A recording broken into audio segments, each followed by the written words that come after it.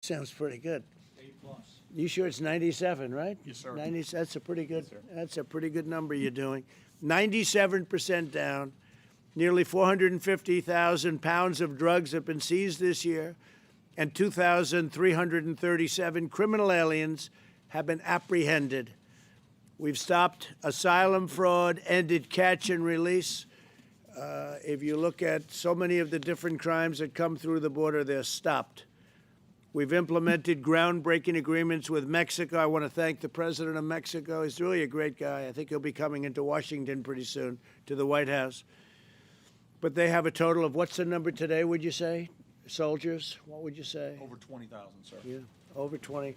So we've had 27,000, 28,000, 25,000 Mexican soldiers are on our border, making sure people aren't coming across. So I want to also say that we've made a lot of progress with Guatemala, El Salvador, and Honduras.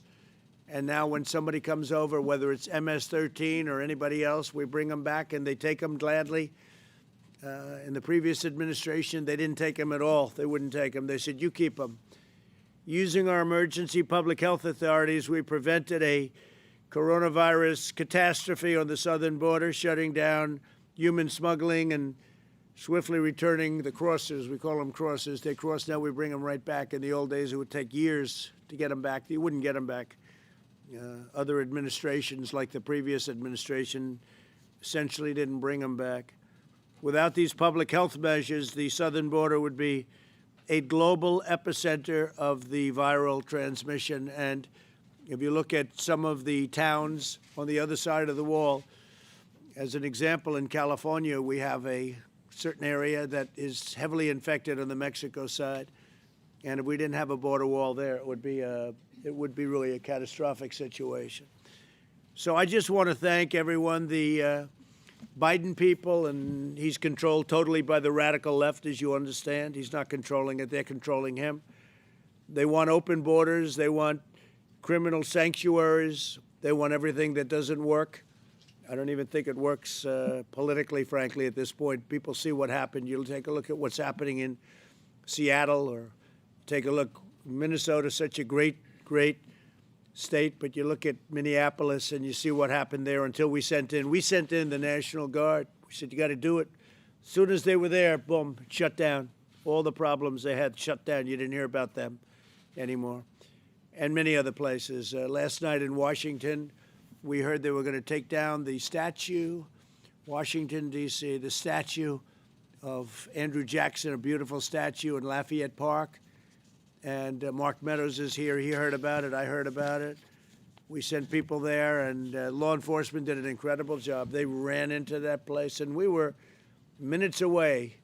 It was a sneak attack. And now we've enacted an act, a very specific statue and monument act that puts people in jail for 10 years if they do anything to even try to deface one of our monuments or statues. So we have numerous people in prison right now. Others are going there. And we're going to look at that from a standpoint of retroactivity. We can go back and look at some of the damage they've done. But largely it's state damage, because the states have been very weak, extremely weak in protecting their heritage and protecting their culture. So the states are going to have to take care of themselves. But we're there to help. If they want, we'll gladly help. But the federal statues, monuments, buildings, various things that we have, including if you look at the Jefferson Memorial or the Lincoln Memorial. They want to take down George Washington. How about that one? That's a new one. We heard that the other day. George Washington. I don't think we'll let that happen, Doug, right? I don't think we're going to let that happen. But George Washington and so many others, I really don't even think, frankly, they know who they're taking down. I think they just want to do things for bad purposes. So, and these aren't protesters; these are agitators and others. So we've taken a very strong stance, and it won't be happening federally. If it does, they're going to pay a very big price, and they know that.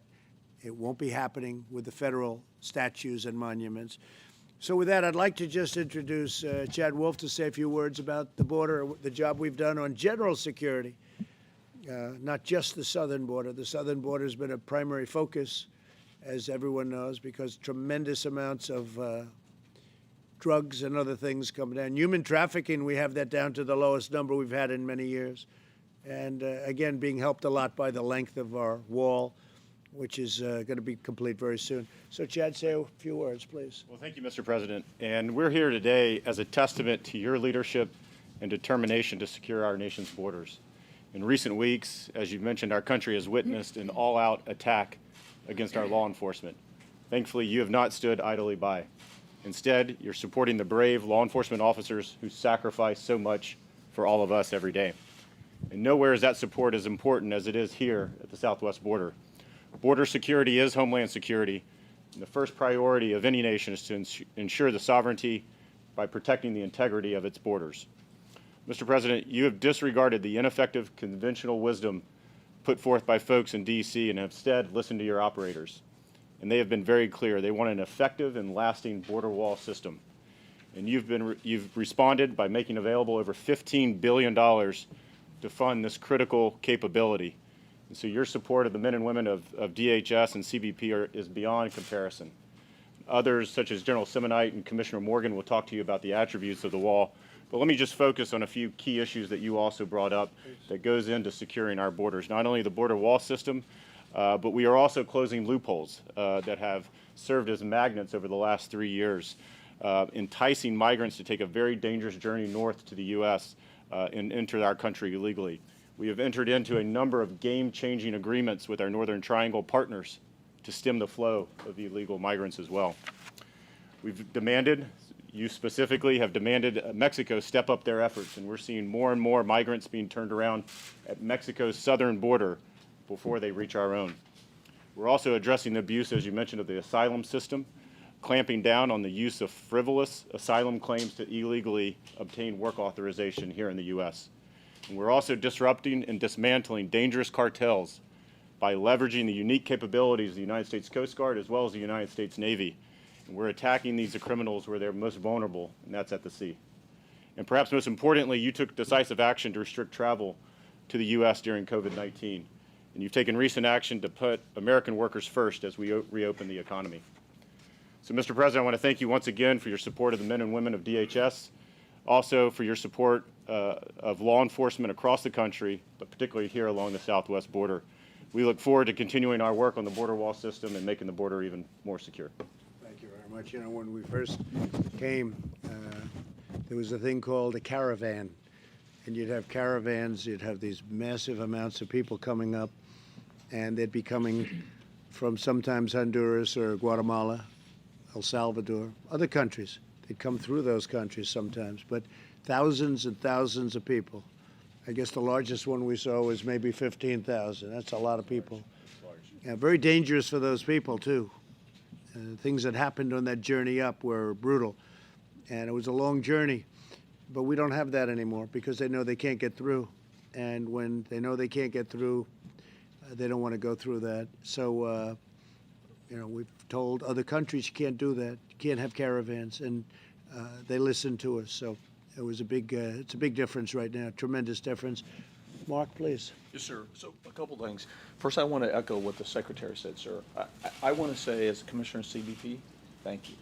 Thank you from early on. You listened, where others before you had not. I think Brandon Judd could testify to that early on, right? Brandon, he was engaging you, and you engaged the experts who are on the front lines every day, risking their lives for this country, and you asked them, what do you need?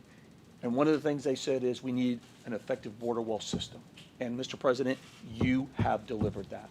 And to echo what the Secretary said too, we also concur that border security is national security. It's just common sense. We have to know who and what is coming through our borders and to our borders, and we have to be able to defend that. And with every new mile of new wall system, the operational capacity of CBP, specifically Border Patrol, is increased. Our ability to enforce the rule of law has increased. Our ability to maintain integrity in the immigration system has increased. Our ability to improve border security has increased. And our ability to shape and drive the behavior of the cartels has also increased.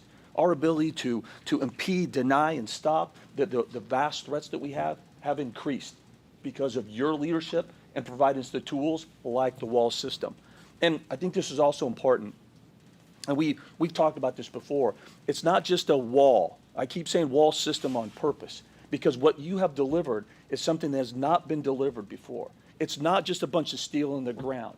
It's that plus access roads, technology, other attributes that really makes it an effective wall system and gives us a capability that we have not had before. And that's why I stay true to the fact when I'm asked, the 220 miles of wall system we have in right now are 220 new miles of wall system that gives us an enhanced capability that we never had. Stopping drugs at the border, that's what we should do. That helps reduce the tens of thousands of American citizens have died every year at the hands of the cartels smuggling drugs across this border. Stopping human smuggling at the border prevents and reduces the ability of women and children to be lost, abandoned, and further exploited by the cartels. Stopping criminals and gangs at the border reduces violent crime in every city in this country. Stopping infectious disease like COVID-19 at the border has saved countless lives, and that is due to your leadership. And that's why we say all the time that every town, city, and state is a border town, border city, border state. Everything that touches our border touches every city, town, and state in this country. And that's why we have said, and we will continue to say, borders matter, the wall matters. And I want to end by saying a special thanks also to General Todd Semonite. It's been an incredible relationship that we've had. His wall team, as we call it, and the CBP's wall team, we've worked together for the past few years making this happen. And I am 100% convinced that we will reach that 450 miles by the end of the calendar year. Yes, I think we'll do that. Todd, go ahead, please. Well, sir, first of all, thanks for having us in. And the Corps of Engineers is exceptionally honored to work on one of these largest infrastructure projects in our country. And the Commissioner talked about the team. I mean, it goes to Secretary Wolf, all the CBP agents, phenomenal people. We couldn't do this alone. And it's just a very noble calling to be able to put this in place. Just to be able to talk to you a little bit, again, this is a 4-state program, about $15 billion, 49 different projects that are being done right now. And I'm just going to give you a quick couple numbers here. There are 220 miles that are complete. They're done. We're doing about a mile a day right now.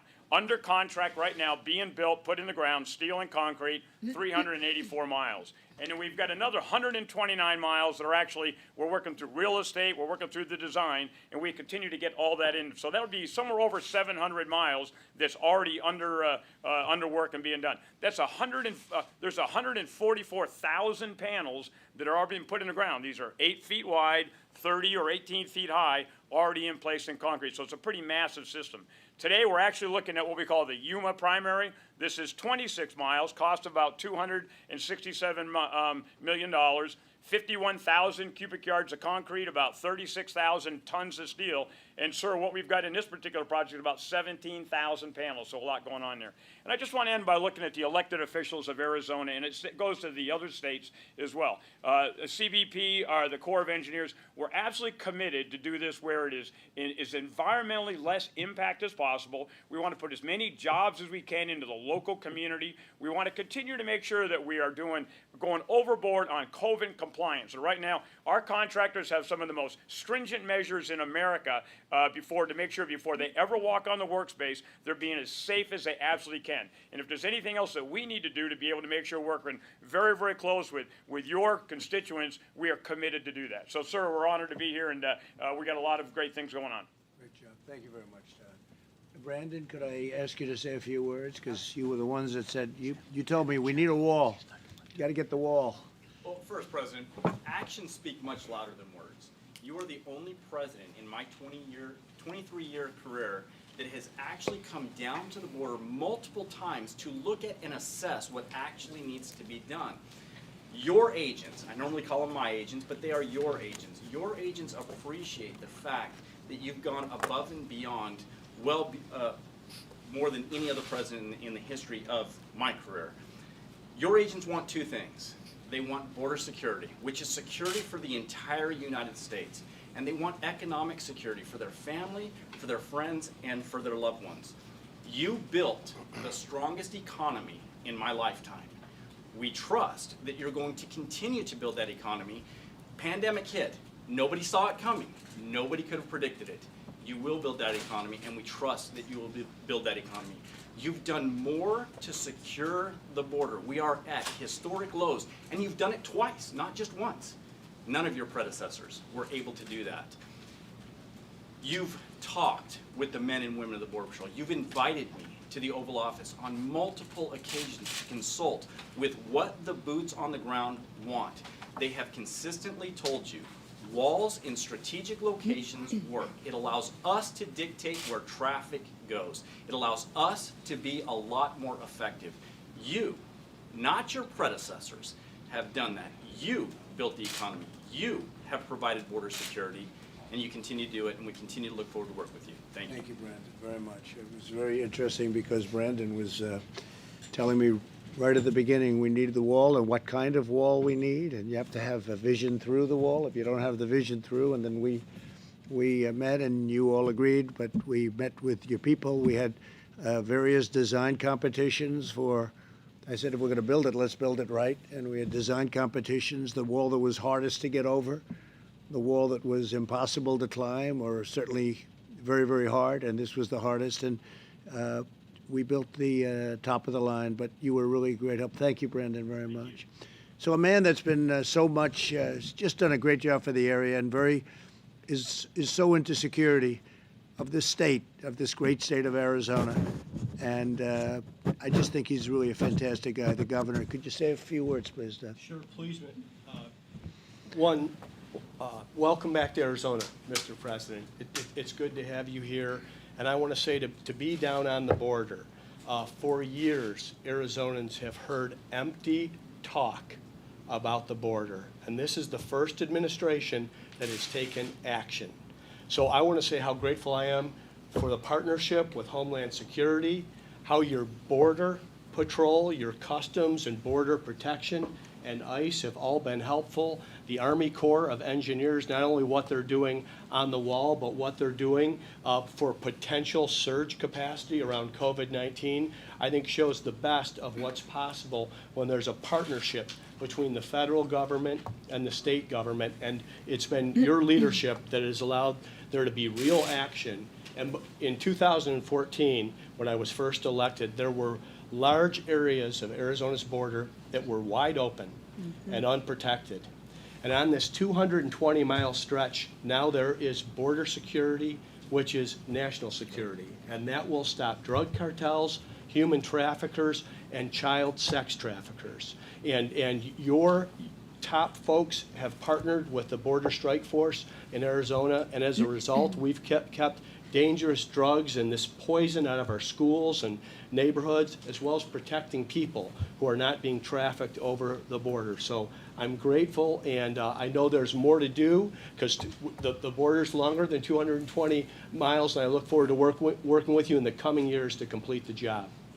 We'll have it mostly complete by the end of the year, and there may be a little, we may add a little, and then we may find spots where we want to add, but we'll have everything we wanted pretty much by the end of the year. It's great, Doug. Thank you. Great job you're doing. Thank you. Thank you. And Martha, you're there, and you've been such a help, and I appreciate it. And I know how you feel about border security, maybe better than anybody. sir. But I just want to thank you for your help. Please say a few words. Absolutely, Mr. President. Welcome back to Arizona. It was an honor to fly with you on Air Force One and bring you back for this commemoration. I feel like we were just here recently for the 100th mile. Right. And so it just shows with the partnership that's been talked about here, how quickly you've been able to enact this border wall system to give the agents everything that they need in order to secure our border. And I know our mayor knows the impact of that on this community and the sector chief here. Border security is national security. It's also health security. I think people have realized now in this pandemic that borders matter. And they matter for the safety and security of this state and the whole nation. And the drugs that have been flowing through easily, that are impacting and killing loved ones around America, it has to stop. And this border wall system is a huge part of stopping the cartel activity, stopping that poison from coming across, and giving these agents everything they need as we support law enforcement for everything they do in order to keep us safe at the federal and at the local level. So thanks for your leadership and your partnership on this, and welcome back to Arizona. Thank you very much. Thanks, Martha. Great job. Appreciate it. Debbie, go ahead. Come on, let's see if Well- you can do it again. You know, I'm on the ground. I'm on Judiciary Committee and Homeland Security Committee, so I see firsthand how many of my Democratic colleagues really want to prioritize illegal immigrants over U.S. citizens. And they really do want open borders. I mean, I don't understand it, but they do. And so there's such a clear difference between you and your future opponent in this issue, and Democrats as whole. I mean, I sat in Judiciary Committee when Chairman Jerry Nadler said that the Border Patrol officers were guilty of child abuse. And I think they said to Mr. Morgan that he was guilty of negligent homicide. I mean, the insanity of what they're saying, and the difference is so clear between what the Democrats want for the future of our nation and what you are doing to make us safe and make our country safe, and I want to thank you for that. Well, I think one of the all-time classics, and I'm sure you all remember it well, was they had a picture of a cage in the New York Times and other places, and it was a cage for children, and they said President Trump built it and how horrible it was, and they still talk about it even though they know it's not true. And somebody wrote in, no, that cage was built in 2014 by President Obama. I guess you could say Biden, but I don't think Biden knew too much about it, frankly. Still doesn't. But it was built by President Obama. And Mark called, who was around this business for a long time, he said, that wasn't built by President Trump, that was built by President Obama in 2014. They gave me an exact date.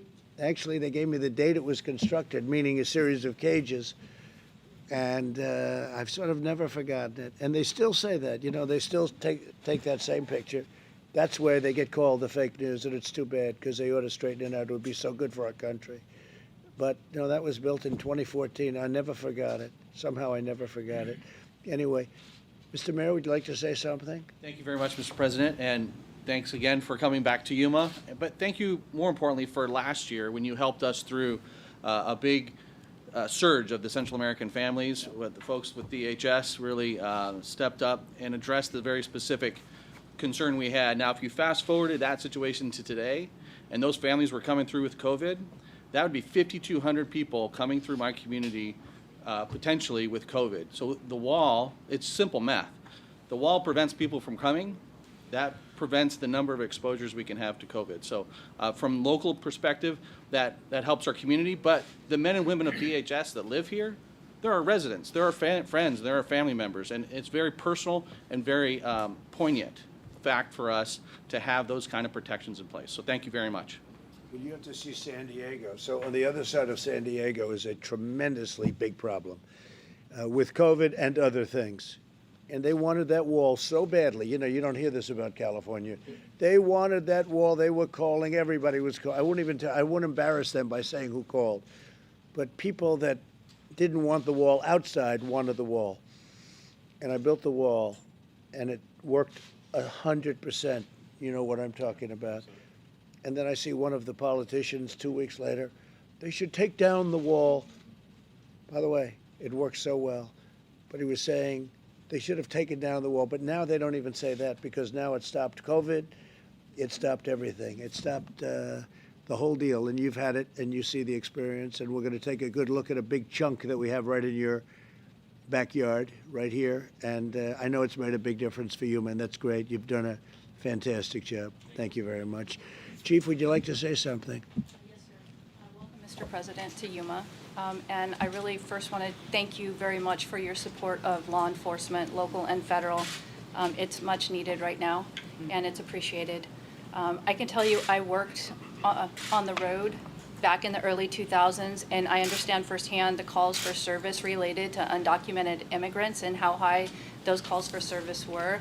And then after the border enhancement security measures were put into place, I can tell you that we saw a marked decline in many of those calls, those crimes associated with undocumented immigrants, such as load vehicles coming across with drugs and humans, human trafficking, is stolen vehicles and other crimes related. So it's very much appreciated, and it has helped with the security in Yuma County. One thing I want you to take away is that Yuma County is a very unique community in that all of the law enforcement work very collaboratively together from our federal, state, and local partners. So I hope you get that takeaway when you leave here. Thank you very much. Appreciate it. I look forward to seeing it. Please. Thank you, Mr. President. As your principal drug advisor, we first told you about China and fentanyl coming in from over there. You took decisive action and you held China accountable. We explained about South America and drugs coming up through the Caribbean, and you had Secretary Esper do a surge out at sea to prevent the boats from bringing the drugs into our country. And as we're talking about today, when we talked about the southwest border, you already knew it, but you knew to take action, and you did it. And you are now taking tough stance here at the southwest border. We talked about treatment, and we talked about the need to make sure that people get help. You committed more funds than any other president in history. You also talked about the importance of preventing kids from going down this path on prevention. You committed more funds than any other president in history. And you did everything with one purpose in mind, and that is to save more American lives. And you have done it. For 30 years, drug deaths were going up. Last year, prior to COVID, first time in 3 decades, the number of Americans dying from a drug overdose went down. And that's because of all the action you have taken on treatment, prevention, and stopping drugs from coming into our country and killing our children. It's been a great honor to be able to work for you in this capacity and see your passion for saving American lives. That was really nice. I appreciate that very much. We are working very hard on it, so I appreciate you doing a great job, too. Thank you. Thank you. Please. Mr. President, thank you for visiting Yuma Sector Border Patrol. The agents here, the men and women of this sector, have put in tireless days the past several years in the recent surge across the southwest border. Here in this sector, even though Yuma is a small sector, the second smallest sector on the southwest border, less than 800 agents here in this sector. Even though that is the case, we were the third busiest sector on the southwest border.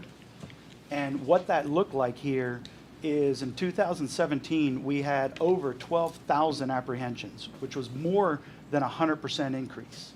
1 year later, in 2018, we had 26,000. Again, another 100% increase.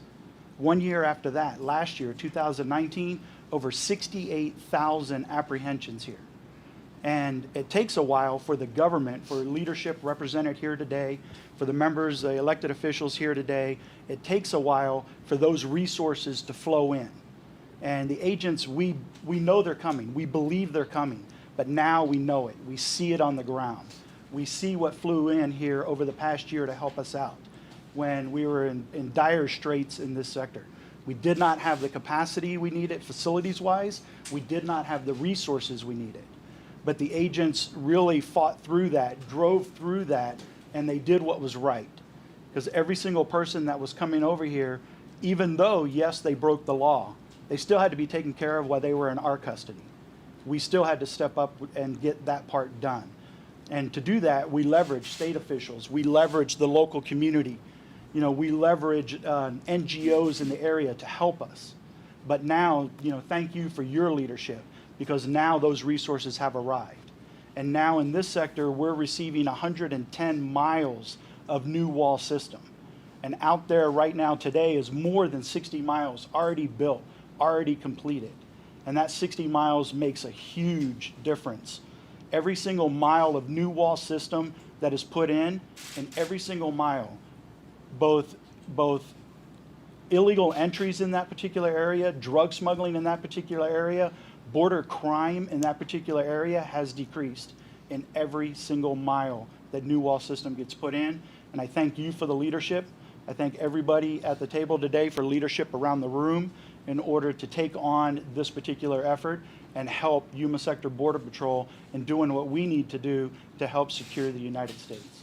So thank you very much. Thank you very much. Those are incredible numbers. And I just want to say this was one of the most difficult things I've ever had to do, because we had to raise large amount of money. As you were saying, this was one of the biggest projects you've ever worked on. It's a tremendous, you hear it's a wall, but it's a wall that's very big and very long and very powerful.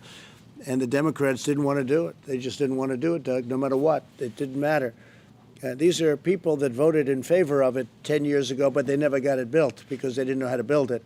Because building it is tough, too. But I do that, and we know how to build. But they tried to block it. They did everything in their power to block it. And it's very interesting because in the end, it sort of just went through, and the military helped us, and we were getting it built regardless. But they don't like bringing it up, and it's never mentioned anymore. The wall is never mentioned anymore. The reason it's not mentioned, it's not that we won the battle. It's that it's such a compelling thing to have done because you see the numbers, and where that wall is going, as you're saying, it's like magic. You don't have to do. Saves tremendous manpower and woman power, saves tremendous human resources, and saves lives. But they want open borders, and they don't want walls. And they fought harder than anybody I've ever seen. And in the end, they quit. They gave up.